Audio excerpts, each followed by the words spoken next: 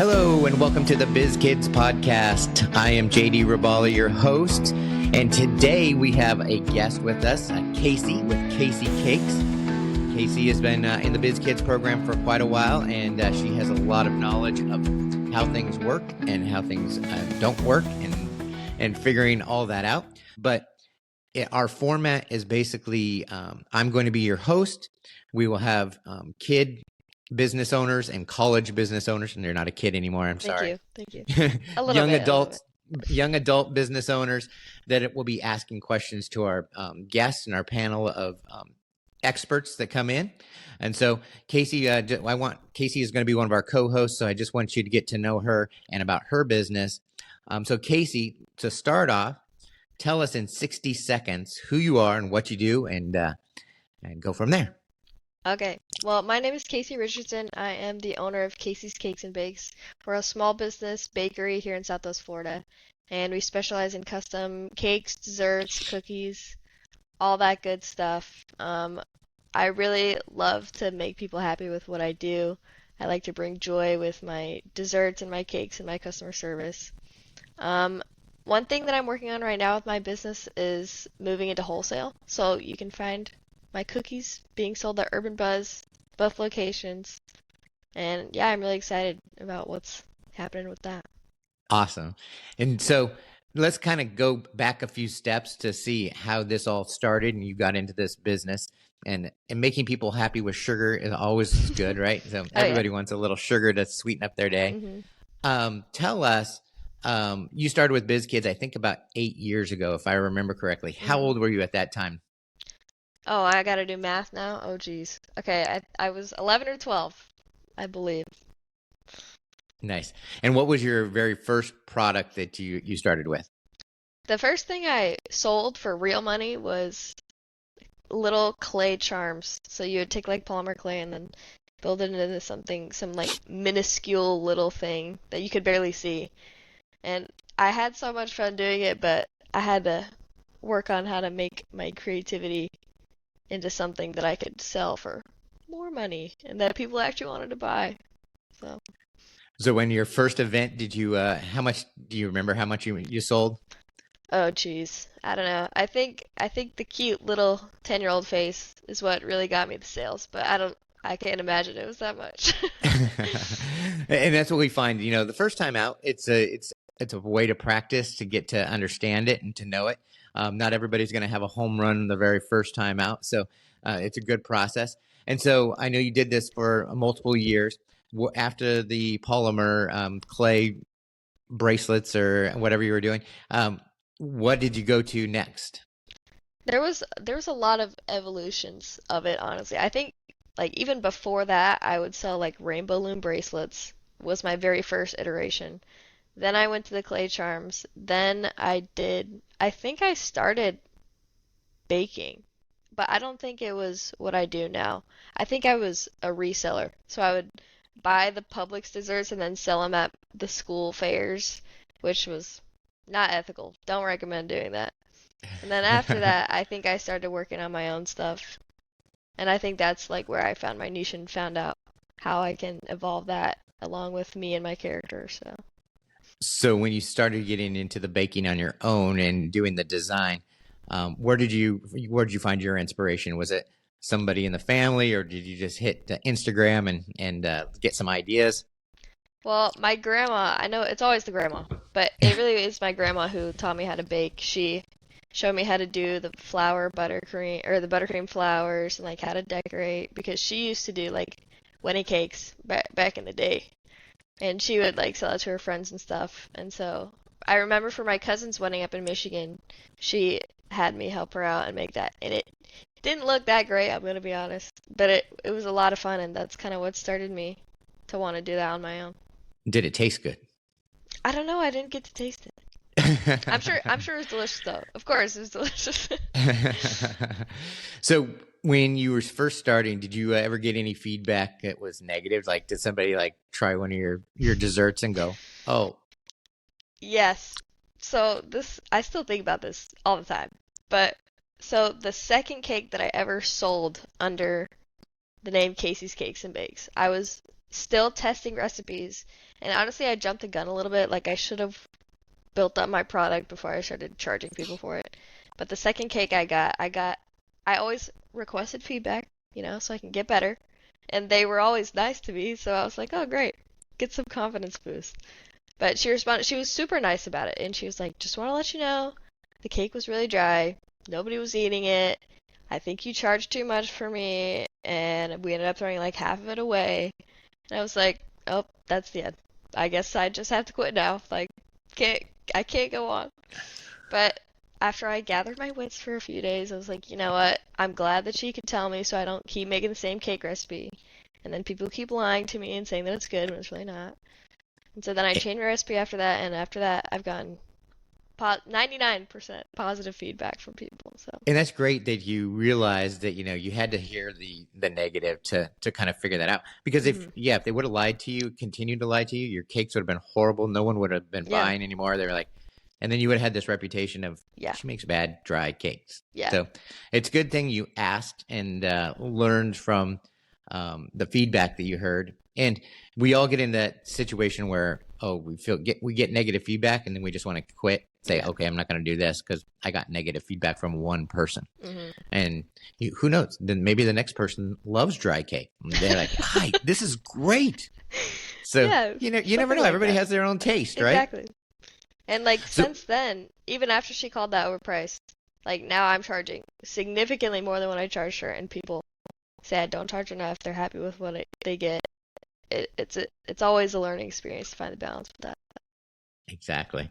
And so, what was it in your business that you kind of surprised you? Like, if you had like a negative feedback or what you thought maybe was going to be your best like cake or your best idea that didn't work out. What did you learn from that? Yeah. So I remember one time, one thing that I like to do with my business, especially around like holidays, is do specials where I sell like bulk orders of like pre-ordered like cookie boxes or cupcakes or whatever. And the second time around that I did that, I wanted to do summer cookie decorating kits. And the reason why I wanted to do that so bad is because I had so many people telling me like, "Oh my gosh, you have to do that, you have to do that. Everyone would buy it. I would totally buy it. Like, please do that." So I was like, "Okay, great, I'll do that." And then I charged what made sense to be a fair amount, and I got like zero sales. Like there was one lady who told me over and over again, and she had like kids and everything that would be a perfect person to build one. Didn't buy any. And I was like, I don't know. It's hard to understand sometimes. Like the customer's always right, they say, but also that has to be supported by market research and pricing scales and stuff like that. And so since then, I still take customer feedback. Like that's definitely important to know what your customer wants to buy. But I post it on my Instagram directly to my followers and the people who have bought from me before and the people who are repeat customers. And they give me the feedback rather than just like some lady who's listening to me talk about how I like to make cakes. Yeah, yeah. And I think that it's great to get that feedback, but you have to remember too that sometimes the people that are closest to you, um, they're not going to give you the honest feedback, and they Yeah. even though they say, "Hey, this is going to be a great product, this is going to sell," and you make it, and they're like, "Well, why aren't you buying it then?" Yeah, So exactly. we learn from that as well, and unfortunately, we see it a lot of times that the family is the naysayers that they're like, "Oh, this isn't going to work, and you shouldn't do this," and so they get in your head. And because hmm they're family, that can really affect the direction you want to go with your business because it's the family. You trust them, and then now they're telling you this isn't a good idea. But the Yeah. public, hey, they love the idea and they're buying it. So hmm you kind of have to balance that and make sure that the naysayers aren't getting in your head that distract you too much. So, Oh yeah. were you shy in the beginning? Oh yeah. I was always so scared to talk to people, especially if I had to do an event where I would table. I would always like hide behind my mom. I didn't want to say anything.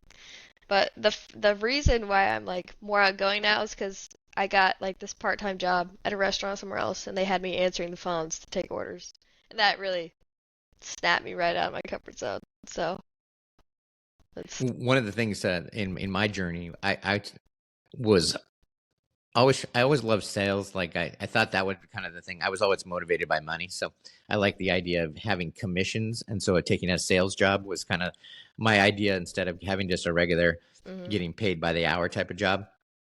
And I got a job as a telemarketer, which is the worst job in the world, but Yeah. you'll learn so much because you deal with rejection. And if you're shy, you cannot like Yeah. it's the term in our little sales ring that we had there was smile and dial. And you just sit down and you dial the phone as many times. And it is so humbling to get that rejection Yeah. over and over. I would literally do 100 phone calls and get 100 no's before I would get one yes. Yeah. So, but it breaks you down and it makes you stronger. So you have Hmm. to kind of learn those tools as you're going along. So now your business is taking off. You're in college. You have your full LLC. You're all legit. You're Oh doing yeah. corporate gifts. You're doing gifts for the coffee house. And so wholesale, you said wholesale in the beginning. So where do you see the business going from here? So for some background, I'm currently in my final year or my final semester at FGCU to graduate with my entrepreneurship degree. And a program that they have with that degree is called the Runway Program, where you get mentorship and like advising from the professors there, and they like help you build your business. And at the very end of it, you get to like pitch to investors and get some funding for it if you win. And so right now I'm evolving the idea into what I want it to look like in the future. And so I'll give you my rundown pitch for that also. So it's going to evolve into a food truck based business. And I'm still going to include the custom cakes and custom desserts, but it's going to be like an assembly line style dessert food truck that you can book for weddings, like corporate events, birthdays, stuff like that. And so it still keeps my personalization and customization touch on the product, but it elevates it into a format that I can sell it to larger scales, and also I'll have like the qualifications and the like the uh Credentials. yeah, exactly. That's the word. The credentials to sell wholesale and to sell like to a larger like market of people. So I heard a little rumor that you may be going off to Paris to get some of those Oh, credentials. that might be a rumor. Yeah, I'm working on the application now to study at, oh gosh, I'm gonna butcher Le Cordon Bleu. There you go. That's I okay. think you said That's it okay. right. Yeah. I'll get better once I go there. But they have a pastry program that's like world renowned. Like if you graduate from that program, like you could get any job you want, any restaurant, bacon, whatever you want. And so right now I'm looking at either like a 6 week or 3 month program, just depending on cost wise on that, because it's a little pricey to fly across country and study in a brand new Well, country you're an for entrepreneur, three so you're months. rich, right? So Yeah,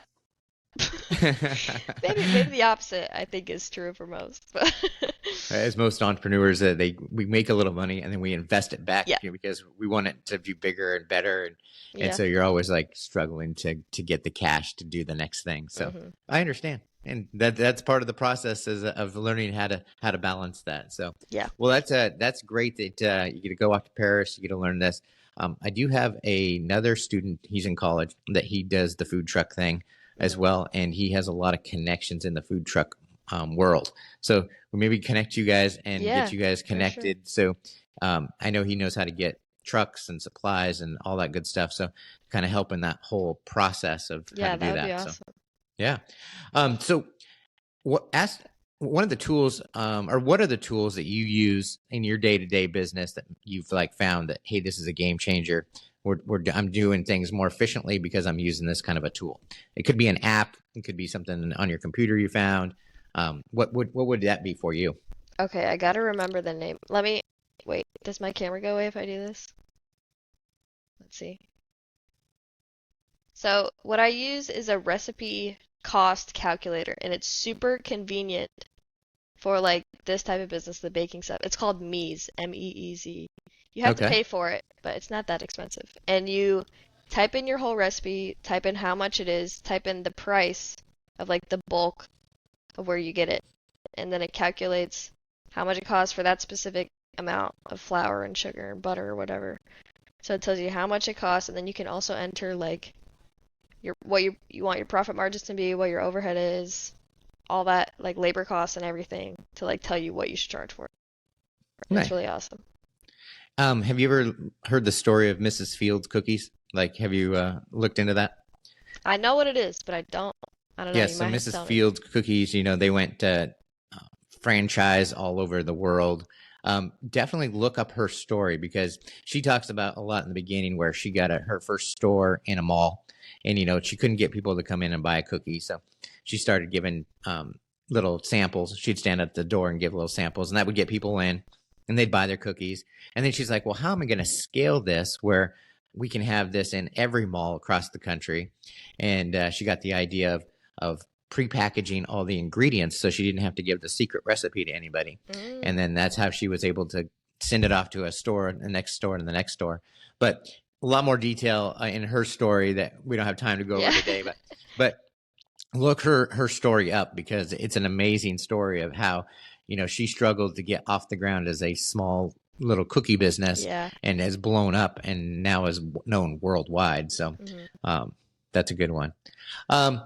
What would you say, or what advice would you give a young entrepreneur that's just getting into the business, or starting their own business, a kid getting into the business? What kind of advice would you give them? I think the biggest thing for me is I know it's cliche, but you have to accept your failures, and you have to learn from them. And it's not just like acknowledging like, oh man, like that was a bad idea, let me just do something else. It's like going into that and like understanding why that was a bad idea, and understanding how you can change that to make it better.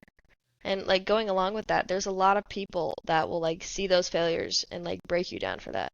It's like, oh, see, like there how you failed, like you're not good enough, like that's not gonna work, like you gotta figure out something else to do with your life, And it's just important to not like let that get to you.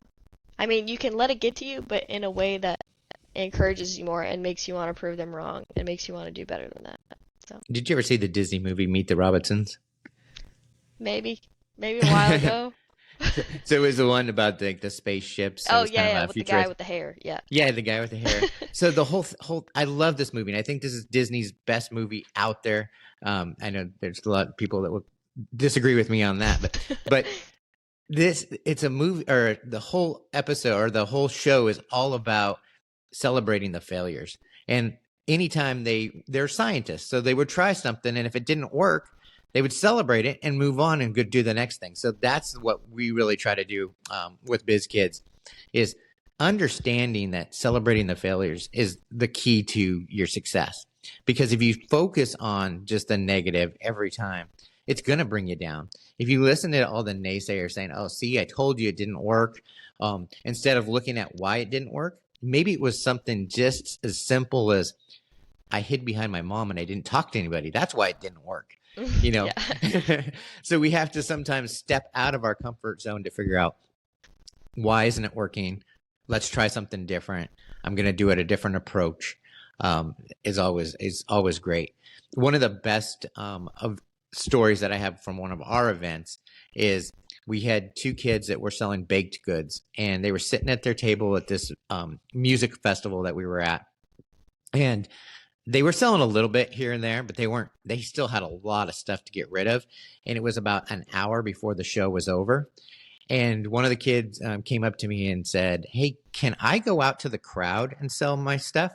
And I said, absolutely. That's what you call hustle. Mm-hmm. So he grabbed trays, put the baked goods on there, and went out to the crowd that was sitting there listening to the concert. And he sold out of everything on his table within 20 minutes. Yeah. He looked at, he saw that, I'm not selling it right here, and I have to do something different. And so he got in front of the customers right where they were sitting, and they were willing to spend the money. Yeah. And I think a lot of times, especially if you're in the retail business and you have a storefront, a lot of people sit in there and go, well, no one's coming in the door. No one's coming in the door. But they're scared to get outside of their office or outside of their building Mhm. to draw people in because they don't want to offend anybody or they don't want to Yeah. seem pushy. But their business ends up failing because they didn't change what was not working. So I Yeah. think that's a big aha moment for a lot of young entrepreneurs and even old entrepreneurs. So, well, any last words about your business and any other advice you would give kids to get going? I think that if you have an idea and you're like thinking about doing something and you like are nervous but you want to pull the trigger, just do it. Just do it and you'll figure it out along the way. I know it seems like a lot of us have it figured out, but no, you We don't. just got to do it and keep going. And procrastination is like the killer. Like if you keep on just putting it off and putting it off, you're going to be like, exactly. oh, I should have done that. And I should look at where I would be now if I would have not just been dragging my feet. So that's great advice. Well, I'm looking forward to our upcoming podcast with our guest and you being our co-host. And we're going to ask lots of hard, pressing questions to these entrepreneurs that have been in business for a long time and get some ideas and growth from them, because you never know what kind of seeds of hope they'll give us and what kind of knowledge they can bring to the table, and which will help all of us in our businesses. So thank you, Kaci, for being here today. Of course, it was super fun, super exciting.